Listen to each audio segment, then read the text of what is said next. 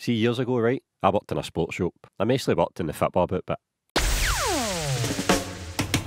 one day this guy comes in and his wee boy. The wee boy must have been about 7 or 8. They pick a pair of boots and I go and get them for them. I come back out and the wee boy says to his dad, "Dad, see in the old days, did players wear football boots?" I gave a wee laugh.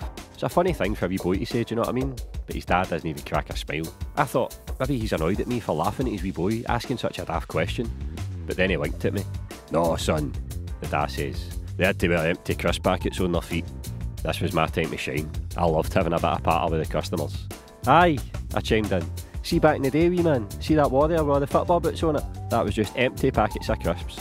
Monster Munch, McQueer's, Skips, you name it." The wee boy nodded along, then looked at his dad for reassurance. "It's true, see? Listen to the man." The wee boy shrugged and tried on his new boots.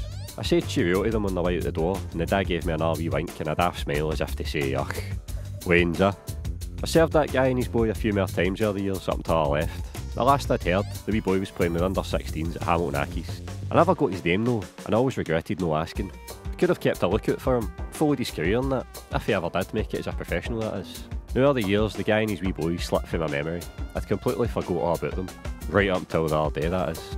Now it's been about 20 odd years since I'd last served that wee boy, and I found out the other day that he did make it as a professional. Can you believe that? He's just retired actually, and he's doing a bit of media work, being a pundit talking about Scottish football on the BBC. Do you know how I know that it was that wee boy that I served all the years ago? Because the poor cunt had an absolute titty himself on the telly, and I've got to take some of the blame for it. You see, he's on waffling about some young Celtic player who just made the breakthrough into the first team. A cracking player, old-fashioned kind of winger, no tricks or frills, just speed and agility, dancing by defenders. It reminds me a wee bit of Paddy McQueer's. Anyway, this poor cunt working as a pundit goes like that.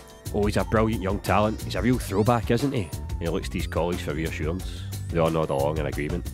"Oh, aye. He's like something for the 60s, eh?" Michael Stewart, another pundit, inquires. "Exactly," says this poor cunt. "For back in the days when players wore empty crisp packets on their feet." He looks for approval for the other guys in the studio.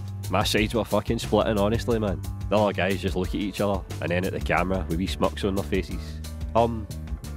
What do you mean, mate?" "Well, it's just like, this poor wee cunt's face is all red.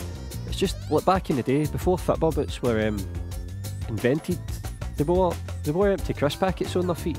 I thought everybody knew that." "Who told you that?" "My dad. I think a guy in our shop said it as well." That was me away, man. Fucking hooting and hollering, roaring and greeting. Amazing. Poor daft bastard.